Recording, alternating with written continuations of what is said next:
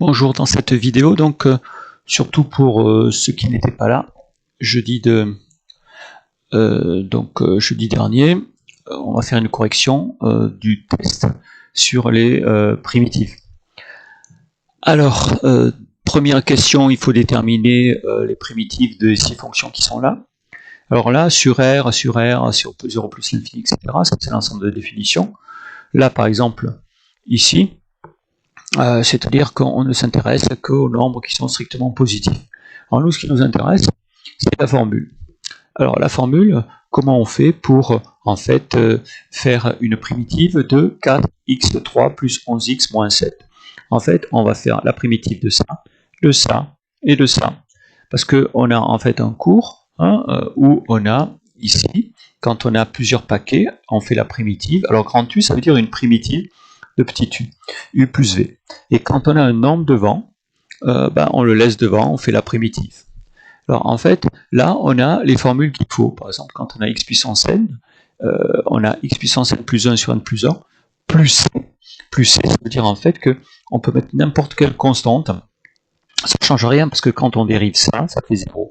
La fonction primitive, c'est quand on dérive la fonction, on retombe sur le petit f du début.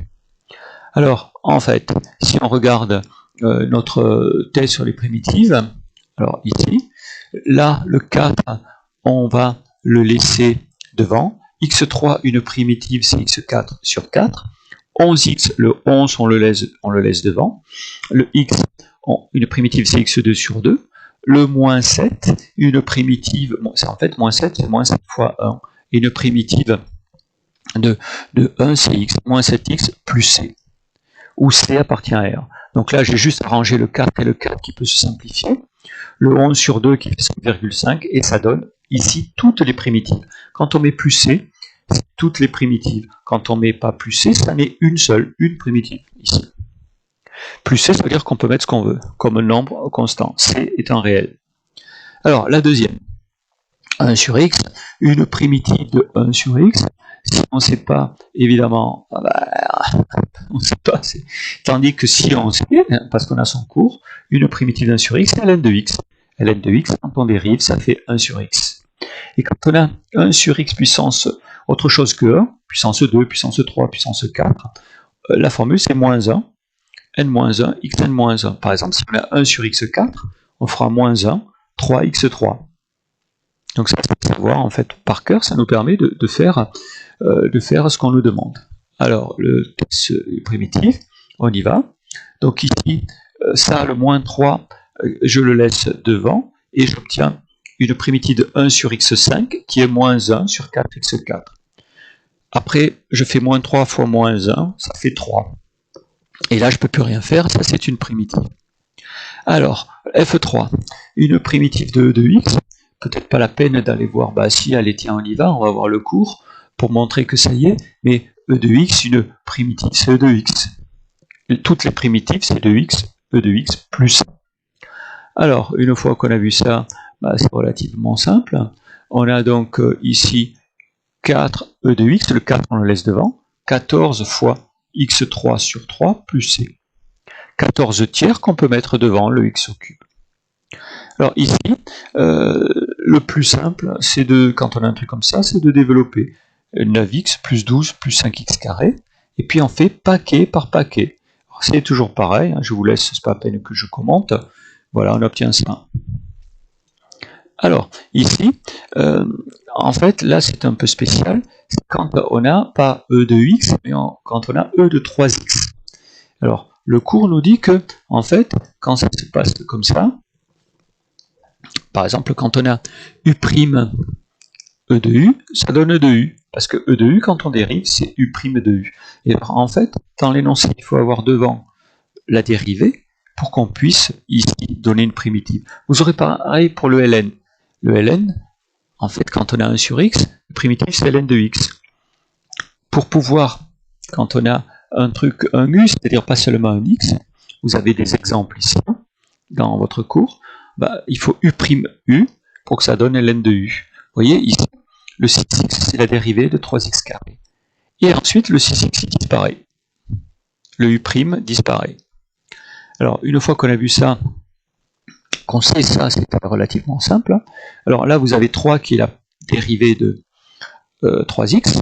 Donc on a u' e de u, moins 3, 1 sur x3. Alors ça va se faire de la même façon qu'on a vu avant. Ça va faire moins 3 devant, fois moins 1 sur 2x2. Et ça, une primitive, c'est e de u, c'est-à-dire e de 3x. Vous voyez que le 3 a disparu. Ici, même chose, vous avez 4x carré plus 7, c'est u. Et tout va bien parce que en gros, ça, 8x, c'est la dérivée de u, c'est le u'. Alors ça veut dire qu'une primitive, c'est ln de u. ln de 4x carré plus 7. Alors ça, c'est ln de x, ça fait 3 ln de x. Alors ensuite, dans l'exercice, quand on écrit plus 7, c'est-à-dire qu'il y a toutes les primitives. Et après, si on dit par exemple, on veut une primitive qui, telle que pour 1, ça donne 4, en fait, l'idée, ça va être de déterminer la valeur de c, de la constante. Vous voyez ici que j'ai mis 31c. C'est-à-dire qu'en fait, il n'y en a pas qu'une primitive, il y en a autant que de c, c'est-à-dire une infinité. Là, j'ai mis f2 de c. Là, en fait, ça va être une seule primitive. Alors, comment ça marche? Ça, c'est la primitive qu'on a trouvée. On écrit que f1 de 1 doit égaler 4. On remplace x par 1. On écrit que c'est égal à 4. On calcule tout ce qu'on peut calculer. On fait passer de l'autre côté et on obtient le c. Ça, c'est les points. Hein. Les points pour le test ici. C égale 4,5. Alors, il ne faut pas oublier de faire la conclusion. On avait ça, plus ça, plus ça. Et le c, on le remplace fois par 4,5. Là, il y a plein de fonctions. Là, il n'y en a qu'une. La seule qui marche. Pareil pour ici. Donc ça, c'était f3c. f3, 0 égale 5. On remplace par 0. On écrit que c'est égal à 5. Ça vaut 0. Ça, c'est 4.1, ça vaut 4. On fait passer 4 de l'autre côté. Et on obtient ça. Ne pas oublier la conclusion. La conclusion, c'est pas c égale 1. La conclusion, c'est tout l'intitulé, toute la formule de la fonction. Donc tout ça, après, c'est pareil. Donc pour f4, on avait trouvé ça. On remplace par 4. On dit que c'est égal à 13. Juste un peu plus compliqué parce qu'il y a une fraction, mais avec une calculatrice, on fait passer de l'autre côté, on trouve ça. On laisse sous forme de fraction, on n'écrit pas le environ, on laisse la valeur exacte. Dernière chose, pour cette question 2, donc f de 1 égale à moins 7, on remplace par 1, et là, ça, ln de 1, ça vaut 0. Ça vaut ln de 11, alors on laisse ln de 11 parce que ça tombe pas juste. On fait passer de l'autre côté, on a une valeur exacte, et ça c'est la conclusion. On l'a remplacé, vous voyez le C, par moins 7 moins ln de 11. Alors, dernier truc à savoir faire. On vous donne une fonction, et on vous dit, démontrer que c'est une primitive de celle-là. Celle-là, ce serait dur de trouver une primitive si on ne la donnait pas. Tout simplement parce qu'on n'a pas de formule, grand U fois grand V, ça n'existe pas. Par exemple, tu fais une primitive de ça, tu fais une primitive de ça, ça ne donnera pas une primitive du produit.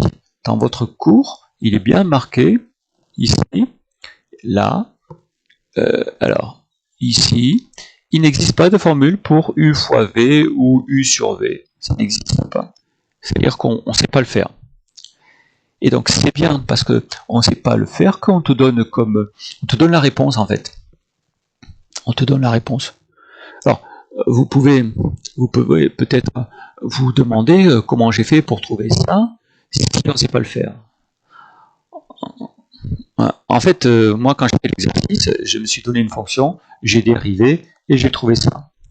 Et après, j'ai fait ma question. En fait, vous, c'est ce que vous allez faire. Vous allez dériver ça et vous allez montrer que vous tombez sur f de x. Et ça voudra dire que g, c'est bien une primitive de f. Alors ça, c'est u fois v. Alors, si ça n'existe pas pour les primitives, une formule fois v, ça existe pour les dérivés. Là, on va dériver, on ne va pas faire la primitive, on va dériver. Donc ça, vous savez le faire. Attention, ça. E de u, c'est c'est u' de u. On a une formule. Alors après, le secret, on l'a déjà vu dans un test. On factorise ça, puis on développe et on obtient. En fait, l'idée, c'est qu'après, à la fin, on obtient f de x. Donc, on a bien montré que j'ai une primitive de f.